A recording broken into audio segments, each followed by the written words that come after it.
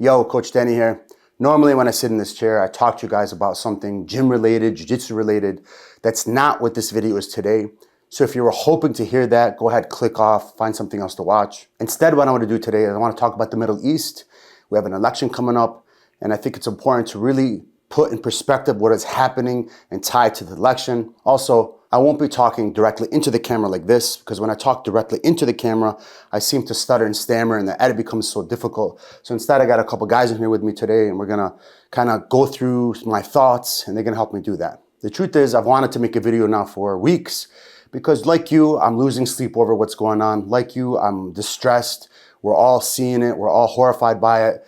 And I didn't know what to say, quite frankly. But the other day I was in the sauna with one of my students, and we were having a discussion, discussing these events. He was a young guy, I think he's 21, and he said something that caught my attention. He said, man, I just don't understand why America is allowing Israel to be so brutal. And then it hit me, that's what I gotta talk about. This kid is young. He probably doesn't understand how the world is currently set up and why things are the way they are. He probably never read the events of World War I or World War II in detail. He doesn't understand what happened post-World War II. He didn't live through the Cold War. He didn't see America switch from one enemy to the next after 9/11. This kid is probably like the majority of my members. They're young. They don't really understand what's going on, but they feel pain. And what I want to do today is kind of put in context what this kid is missing. It's not going to help him deal with the pain. It's not going to alleviate the suffering he's going to see on his phone. It's not going to alleviate the loss of life that we're enduring. But putting it into context at least makes you understand the problem. And the first part to solving a problem is understanding the problem. All right, let's start with context. In order to understand what's happening today, we got to go back a little bit, have a mini history lesson. Let's go back to World War II. Post-World War II, what happened? We got a situation where every single country, due to World War II, was in absolute shambles, except the United States. Post-World War II, the United States lost some lives, unfortunately, but nowhere near compared to the rest of the countries. In other words, post-World War II, the United States had such a large political and economic advantage against the rest of the countries, the rest of the world. They use this advantage now to rewrite the planet. Pre-World War I, World War II, we had a situation where the world was controlled under what we call colonialism. But post-World War II, the United States now rewrote their formula and changed it to what we now call neo-colonialism. Now, what's the difference between A and B? It's important to understand this difference. So let's ask Google. According to Wikipedia, colonialism creates a power dynamic where the colonizer holds all the power and the colonized are reduced to objects of exploitation. So, good example is Britain colonizing India. India, all the resources were extracted, direct rule by British troops, extracted all the resources, took it back to England, while the Indian people suffered and died and God knows what else. Post-World War II though, United States rewrote the formula to now what they call neo-colonialism, which says it maintains the same oppressive system, but operates under the guise of economic and cultural dominance. Thank you, Wikipedia. Thank you, Google. That's a perfect description of what we have today. We have a situation now, post-World War II, where the United States embarked on the rest of the world and said, you know what? No more direct rule. Instead, what we're going to do now is we're going to rule through a middleman, right? Rule through a dictator, rule through a quote-unquote democracy, rule through whatever they want in order to achieve their goal. Because what's the goal?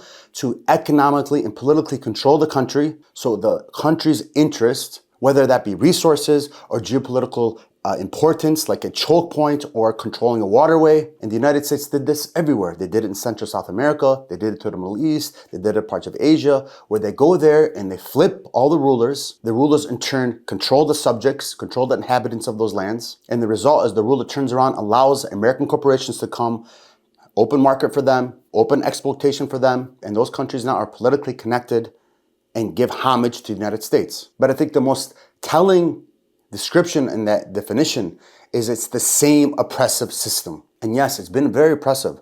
One analyst said it best when he says, the US alone has been responsible for the murder of around 25 million people since World War II around the world, through its wars of proxy wars, etc. Even if the analysts like this one have the number wrong by half, that's a lot of human life that died so the United States can control them politically and economically. Now, why do I mention neo-colonialism and the New World Order that the United States set up since post-World War II?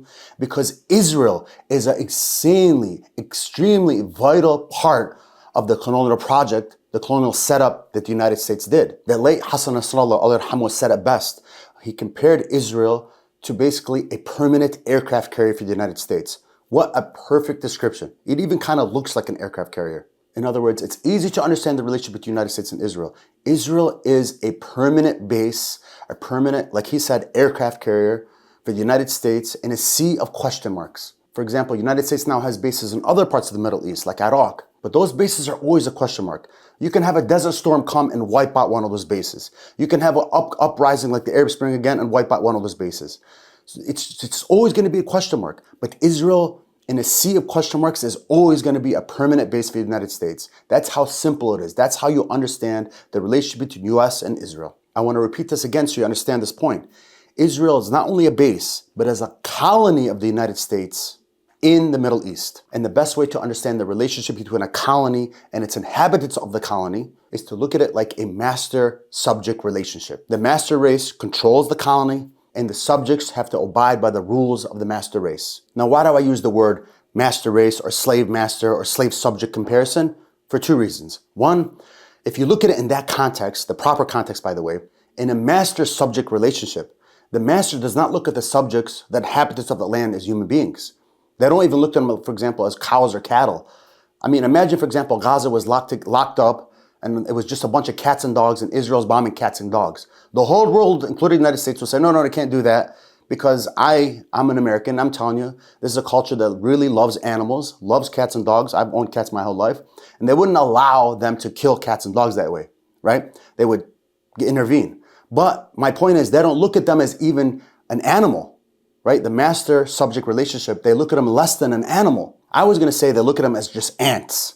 But these guys think ants is too nice because an ant is a nice insect. Like you see an ant in your house, you're not going to go crazy. You just, there's an ant, you pick it up and you put a napkin, you throw it away. Nothing. I think they're right. Their word was cockroach, right? Yeah. They look at us. The master looks at the inhabitants of the land, the subjects, as cockroaches. When you see a cockroach in your house, you flip out. You see a cockroach, I hate cockroaches. Right away, you want to kill it, you want to exterminate it, you want to spray it, whatever it takes to get rid of the cockroach. In other words, the United States and Israel look at the inhabitants of that land, the subjects of that land, as cockroaches. They see us, they see those people as cockroaches. And that's what you do with cockroaches. You contain cockroaches, you exterminate cockroaches, you kill cockroaches. You do whatever it takes to clear them out of the way so you can accomplish your goals. What's US's goals? That's easy. I actually made a video a couple years ago where I talk in detail about the relationship between US and Israel and talk about why it's so important to the United States. If you're interested in that video, I actually have in the link below in the description below. Click on that and watch that for more context, more depth. But in a nutshell, it's simple. They want their permanent aircraft carrier in the Middle East, period. Also, remember, Israel sits right outside the Suez Canal, an insanely important choke point on the planet, geopolitically important choke point on the planet.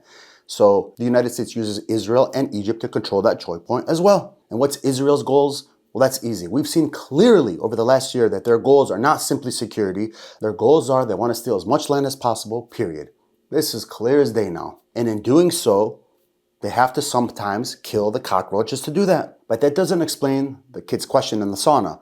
The question again was, why is the US allowing them to be so brutal? Well, to answer that question, there's a political analyst I follow on YouTube. He says it best. I'm going to play his video. Israel sustained an existential threat on October 7th. It was exposed to be a very weak state that a non-state actor can almost bring down. It's unnatural for any state to be put in a place where it can actually come down as a state through the action of a non-state actor. This is Rwanda, not a Western power.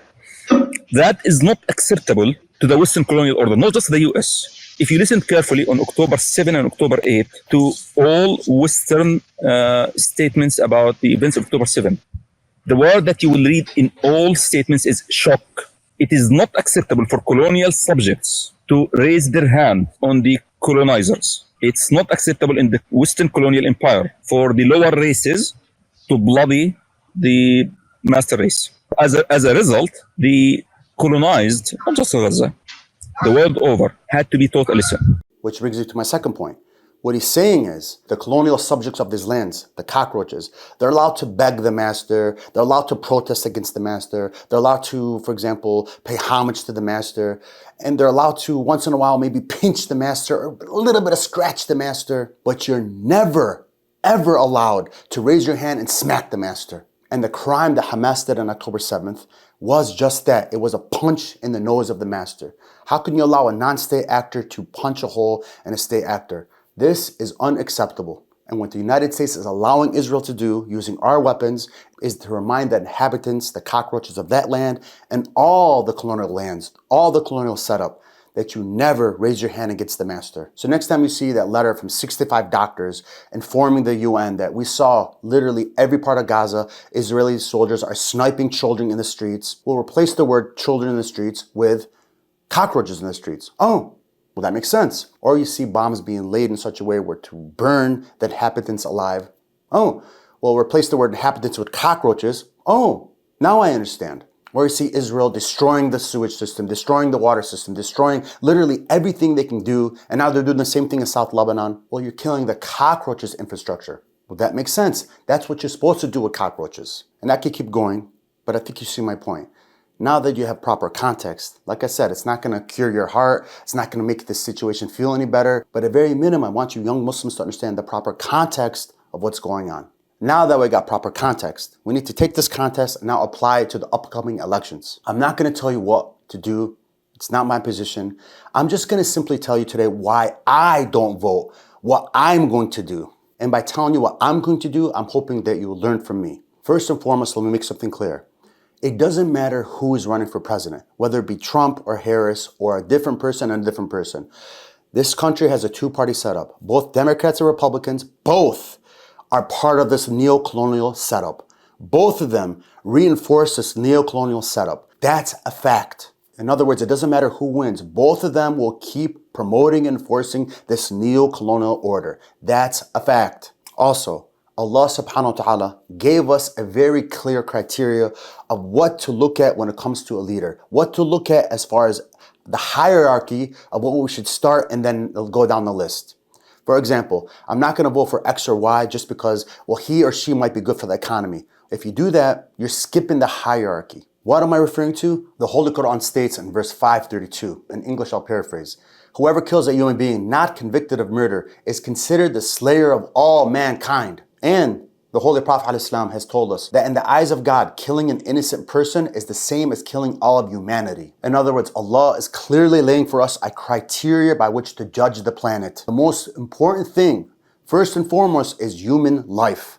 The economy is down here, cuz. So for me, personally, voting for X or Y, the only logical thing to judge is the Americans' foreign policy. That's all I care about. Because American foreign policy, whether it's X or Y, is a neo-colonial warmonger. That's a fact. So you're asking me to choose between two candidates that will 100% do nothing but continued neo-colonial warmongering. Or according to the criteria Allah has given me, I don't want to participate in this decision because that decision will lead to human death. It's that simple for me. Very logical and simple. In addition, a very important point here, even if the two candidates, one or the other, were talking the right language, saying things like, we're going to undo the colonial order, we're going to stop treating human beings the way we do, we're going to treat the planet better, we're actually going to enforce human rights law that we wrote, even though we don't listen to them, we're going to actually enforce them this time. Which, by the way, they are not saying. But even if they were, there's another problem with voting.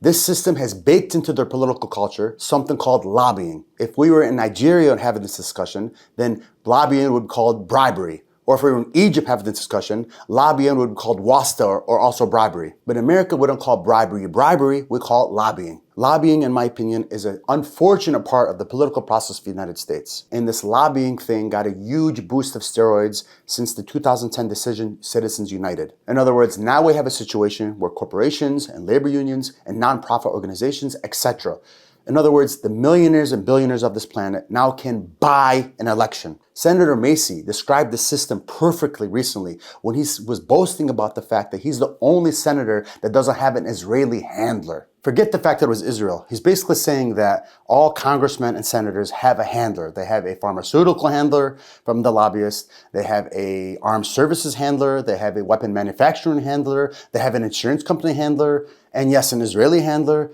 etc., etc. So you want me to vote for people that have handlers? He didn't say they have an advisor. No, he said handler. This is a senator. He doesn't have a verbal gaffe. He said handler. People that have a vested interest to make sure that the thousands and thousands of dollars that we've given you is spent politically in the right way. And this same logic applies to the presidents on such a much bigger magnitude. Presidents, to run their campaign, get millions upon millions of dollars. So you want me to vote for these people under this system? No, I'm good. Now, just to make something clear, I do not mean locally. I care very deeply what happens to my community and my state on a local level. So like state senators and local mayors and local school board and local judges, of course that's important. Of course I care about that. I'm talking when you get to the federal level, right? When you get to federal level, those people are directly responsible for our foreign policy. And that's why I referenced that criteria earlier, why I care only about the foreign policy, nothing else, because Allah cares about human life more than anything else. All right, I think I've said enough, right? Right? Okay. This is Coach Danny. Assalamu alaikum. I'm out.